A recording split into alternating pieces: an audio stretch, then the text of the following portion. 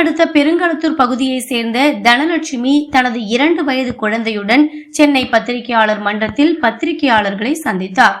Instagram மூலம் லோகேஷ் என்ற நபரை காதலித்து 2021 திருமணம் செய்து கொண்டார். வெவ்வேறு சமுதாயத்தை சேர்ந்த லோகேஷ் தனலட்சுமி தம்பதியினர் 4 ஆண்டுகள் மட்டுமே மகிழ்ச்சியுடன் வாழ்ந்ததாக தெரிகிறது. தன் குழந்தை வயிற்றில் இருக்கும் போதே கணவர் லோகேஷ்க்கு விழுப்புரம் மாவட்டம் மயிலம் பகுதியை சேர்ந்த மகாலட்சுமி என்ற பெண்ணுடன் திருமணத்தை மீறிய பழக்கம் ஏற்பட்டுள்ளது. லோகேஷும் காதலி மகாலட்சுமியும் ஒரே சமுதாயத்தை சேர்ந்தவராக தெரிகிறது. மனைவி தனலட்சுமி எவ்வளவு எடுத்து கூறியும் லோகேஷ் தன் காதலை தொடர்ந்துள்ளார்.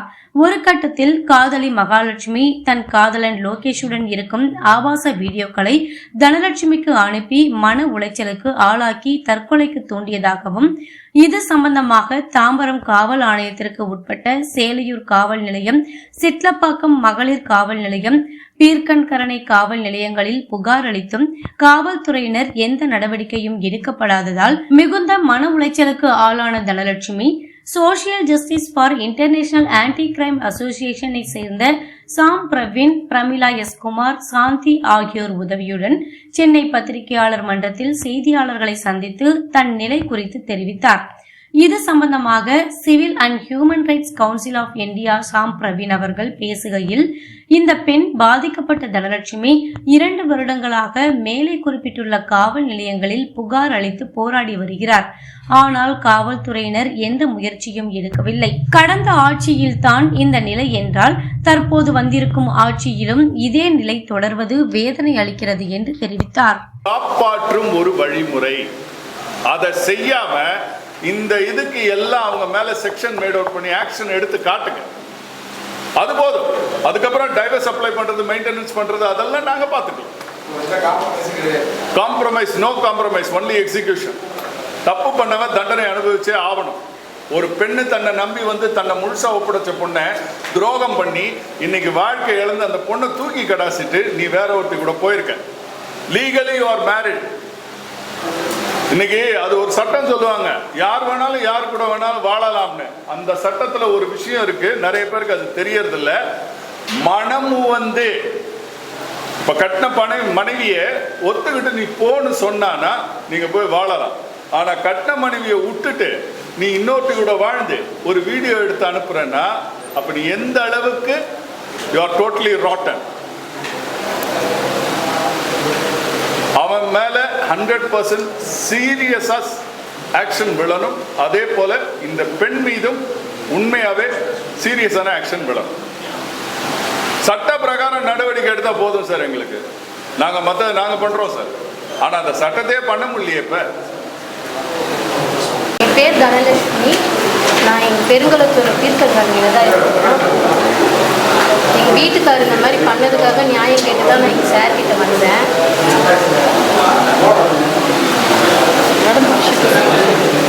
ஒரு கல்யாணம் ஆகி 5 வருஷம் ஆகுதுங்க சார். ஃபஸ்ட்டு 2 வருஷம் என்னோட பையன் இல்லை, அது வரைக்கும் நல்லா இருந்தாங்க. பாப்பாவை கன்சீவ் ஆகி 5 மாதம் இருக்கும்போது இந்த விஷயத்தை நான் அவரோட ஃபோனில் தான் ஃபஸ்ட்டு பார்த்துட்டு நான் கேட்டேன், இது தப்பு இல்லையா? குழந்தை இல்லாதப்போ இப்படி இருந்தோம், இன்னைக்கு அந்த குழந்தைய வயிற்றுல இருக்கிற குழந்தைய கொண்டாட கூட உன்னால் முடியாத அளவுக்கு இது ரொம்ப தப்பு அப்படின்னு அப்போவே இதெல்லாம் சொன்னேன். 5 மாதம் குழந்தை வயிற்றுல இருக்கும்போது அடித்து சத்தியம் பண்ணார், நான் இனி அந்த பொண்ணுக்கிட்ட பேச மாட்டேன், ஆனால் கூடயும் வாழ மாட்டேன். அந்த வார்த்தையும் அவன் சொன்னான், நான் வாழ மாட்டேன் அப்படின்னு சொல்லிட்டு. அதுக்கப்புறம் அந்த அடுத்த 9 மாதமும் என் கூட தான் இருந்தார். என் மாமியார் எல்லாரும், எங்கள் அம்மா எல்லாரும் சப்போர்ட் பண்ணி அது தப்பு, அந்த மாதிரி பண்ணக்கூடாது, இவ தான் ஒய்ஃபு, குழந்தை வயிற்றுல இருக்கிற குழந்தைய பாரு, இதுக்கப்புறம் லைஃப் இருக்குன்னு சொன்னோன்னே என் கூட அட்ஜஸ்ட் பண்ணி இருந்தார். 9 மாதம் பையனும் பிறந்துட்டான். அதுக்கு அடுத்து அம்மா வீட்டுக்கு, அதாவது குழந்தை பிறந்துடுச்சு, அம்மா வீட்டுக்கு வந்துட்டேன். 5 மாதம் அம்மா வீட்டில் இருந்தேன். அந்த 5 மாதம் கேப்பு இன்னும் பெருசாகிடுச்சு. என்கிட்ட அம்மா வீட்டில் இருக்கிற குழந்தை இருக்கான், பேச முடியல. அது அந்த பொண்ணுக்கிட்ட பேசி இன்னும் சொல்ல போனால் அந்த பொண்ணு மகாலட்சுமி என் வீட்டுக்காரோட ஹஸ்பண்டோட லவ்வர். அவன் விட்டுட்டு போயிட்டான். ஆக்சுவலாக இவர்கிட்ட கதை சொல்ல வந்த பொண்ணு இவர்கிட்ட அப்படியே செட் ஆகிட்டான். நான் கன்சீவ் ஆன கேப்பு இவங்களுக்கு பெருசாக ஃபுல்லாக முடிஞ்சிருச்சு. 5 மாதம் இவருக்கு குழந்தை பிறந்து 3 மாதம் அம்மா வீட்டில் இருக்கேன். எனக்கு ஃபோனில் ரொம்ப டார்ச்சர். இந்த இந்த இவங்களை பற்றின இந்த ஃபோட்டோஸ் வீடியோஸ் அவங்க அங்கே போகிறாங்க அவங்க இங்கே போகிறாங்க அவரோட ஃப்ரெண்டோ யாராச்சும் சொல்லுவாங்கல்ல உங்கள் ஹஸ்பண்ட் இப்படி பண்ணுறான்ட்டு. இதை கேட்க கேட்க அந்த பொண்ணும் இவரும் கான்ஃபரன்ஸ் காலில் என்னை பேசி டார்ச்சர், மென்டல் டார்ச்சர் சார். 3 மாதம் குழந்தை என் பையன் கையில் இருக்கும்போது 60 மாத்திரை நானே அம்மா வீட்டில் எனக்கு டாக்டர் சஜஸ்ட் பண்ண எல்லா விட்டமின்ஸ் எல்லா மாத்திரையும் எடுத்து அந்த ஒரு இதில் நானே போட்டுட்டு மயங்கி விழுந்துட்டேன். எப்போவுமே வேலைக்கு போகிறேன். எங்கள் அம்மா திடீர்னு வீட்டுக்கு வந்துட்டாங்க. வந்து ஏன் நம்ம பொண்ணு திடீர்னு வாமிட் பண்ணுறா, ஏன் இப்படி இருக்கா, அவங்களுக்கு புரிஞ்சிடுச்சு ஏதோ நடந்துருக்கீங்க என்னமோ பண்ணிட்டா. அந்த பயத்தில் உடனே நான் ஹாஸ்பிட்டலுக்கு கூட்டிகிட்டு போயிட்டாங்க. ரோம்பெட் ஜிஹெச்சில் போயிட்டு 3 நாள் அட்மிட் பண்ணி ஐசியூலே தான் அந்த 3 நாளுமே அட்மிட் பண்ணி வாமிட் பண்ணி எப்படியோ காப்பாற்றி வந்துட்டோம். அந்த டைமில் கூட என் வீட்டுக்கார ஃபேமிலியோ இல்லை வீட்டுக்காரோ யாரும் வந்து பார்க்கல. ஏன்னா நான் தானே மாத்திரை போட்டுக்கினேன், அவங்க பையன் மேலே தப்பு இல்லைல்ல, நானே தானே போட்டுக்கினேன் அப்படின்ற ஒரு ஈகோவில் யாரும் வரல. அடுத்து என்கிட்ட யாரும் பேசக்கூட இல்லை. அந்த 5வது மாதம் கூட நானே என் குழந்தைய தூக்கிட்டு நானே ஆட்டோ புக் பண்ணி என்னோடய ட்ரெஸ்ஸு என் பிள்ளையோட அம்மா எல்லாமே போட்டு அனுப்பிச்சிட்டாங்க. மாமியார் வீட்டுக்கு நீ போ, இதுக்கு மேலே நீ இங்கே இருந்தீன்னா உன் லைஃப் நாசமாயிடும், நீயே கிளம்பி போ அப்படின்ட்டாங்க. 5வது மாதம் குழந்தைய தூக்கி நானே போயிட்டேன் சார். போயிட்டு தனியாக அப்போ நாங்கள் இங்கே தான் வீடு இருந்தோம், மகாலட்சுமி நகர் கேம்ப் ரோடில் தனியாக வீடு இருந்தோம். வீட்டெல்லாம் காலி பண்ணிவிட்டு மாமியார் பக்கமே போயிட்டா கொஞ்சம் பயத்தில் இருப்பாங்க அப்படின்னு சொல்லிட்டு பெருங்குளத்தூருக்கே வீடு காலி பண்ணின்னு போயிட்டேன். அங்கே போயும் சும்மா இல்லை, இதே ஃபோட்டோ இதே மாதிரி டார்ச்சர். ஆல்ரெடி குழந்தை பிறந்த அந்த ஒரு ப்ரெஷரில் இருக்கும்போது இதெல்லாம் பார்த்து கேட்டு நீ ஏன் இப்படி பண்ணுற, என்னால் முடியலன்னு சொல்லி வீட்டில் மறுபடியும் போயிட்டு தற்கொலை பண்ணிக்க போயிட்டு கதவை உடச்சி வந்து காப்பாற்றி மறுபடியும் கன்வின்ஸ் பண்ணி அந்த குழந்தைக்காக அட்ஜஸ்ட் பண்ணிக்கோ, என் பையன் மாறிடுவான்னு சொல்லி மாமியார் சைடு எல்லாருமே பேசி வச்சாங்க. கொஞ்ச நாள் இருந்தான், மறுபடியும் 10 நாள் காணாமல் அந்த பொண்ணோட ஓடி போயிட்டான். 8 மாதம் குழந்தைங்க காணாமல் ஓடியே போயிட்டான். எங்கெங்கேயோ பேசி போராடி அந்த பொண்ணோட அவங்க பேரண்ட்ஸ் கிட்டலாம் பேசி அந்த பொண்ணும் அவனும் ஒரே இடத்துல ஒரு வீடு எடுத்து வச்சுட்டு இருந்தாங்க. அது தெரிஞ்சு தான் நான் பேசி எங்கள் வீட்டில் பேசி எங்கள் மாமியார்லாம் பேசி அவனை மறுபடியும் வர வச்சு மறுபடியும் கன்வின்ஸ் பண்ணி அட்ஜஸ்ட் பண்ணிக்கோ, எந்த ஆம்பளை தான் தப்பு பண்ணல, இதெல்லாம் அட்ஜஸ்ட் பண்ணிக்கோன்னு சொன்னாங்க. சரி ஓகே, நான் அந்த பிள்ளைக்காக அட்ஜஸ்ட் பண்ணி இருப்போன்னு சொல்லி அந்த 8 மாதம் குழந்தையிலேருந்து அப்படியே இருந்து 1.5 வயசு குழந்தையானா மறுபடியும் 10 நாள் நல்லா பேசிகிட்டே இருப்பான், காணாமல் போயிடுறது. 10 நாள் எங்கே போனால் பால் பாக்கெட் கூட வாங்கிறதுக்கு காசு தர சம்பளத்தை வாங்கிட்டு வீட்டுக்கு தான்மா வரேன்னு சொல்லிட்டு 10 நாள் வெயிட் பண்ணேன் சார். திரும்பி வரலை. எனக்கு என்ன பண்ணுறதுனே தெரியாமல் எங்கள் அம்மாவுக்கு ஒரு பயம். 2 வாட்டி சூசைட் அட்டன் பண்ண பொண்ணு 3வது வாட்டி ஏதாச்சும் பண்ணிக்குமோன்ற பயத்தில் இட்லப்பாக்கம் மகளிர் ஸ்டேஷனுக்கு என்னை கூட்டிகிட்டு போனாங்க. அங்கே போயிட்டு கம்ப்ளைண்ட் கொடுத்து போலீஸ் அதை நாளைக்கு வரேன் நான் மேடம் கிட்ட எஸ்ஐ மேடம் கிட்ட சொல்லி மறுநாள் வர வச்சு எங்களை அங்கேயும் வந்து கன்வின்ஸ் பண்ணி தான் நான் அந்த பொண்ணுக்கிட்ட இனி பேச மாட்டேன் மேடம் சொல்லி கைப்பட லெட்டர்ஸ்லாம் எழுதி கொடுத்துட்டு சமாதானம் பண்ணி எங்களை அனுப்பிச்சி வச்சாங்க சார். மறுபடியும் 1 வருஷம் ஆயிடுச்சு. எனக்கு அவள் 2.5 வயசு குழந்தை. இப்பயும் அதே தான், இப்பயும் அதே பண்ணுறது, காணாமல் போயிடுறது. எப்போ இந்த மாதிரி வீடியோஸ் ஃபோட்டோஸ் எல்லாம் எனக்கே அனுப்பணும். எனக்கு என்னால் இதெல்லாம் பார்க்கவும் முடியல, இனிமேல் வாழவும் வேணான்னு முடிவு பண்ணல, இங்கேயே வந்துருக்குறேன் சார்.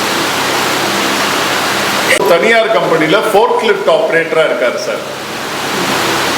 அந்த பெண் வந்து ஜேஆர்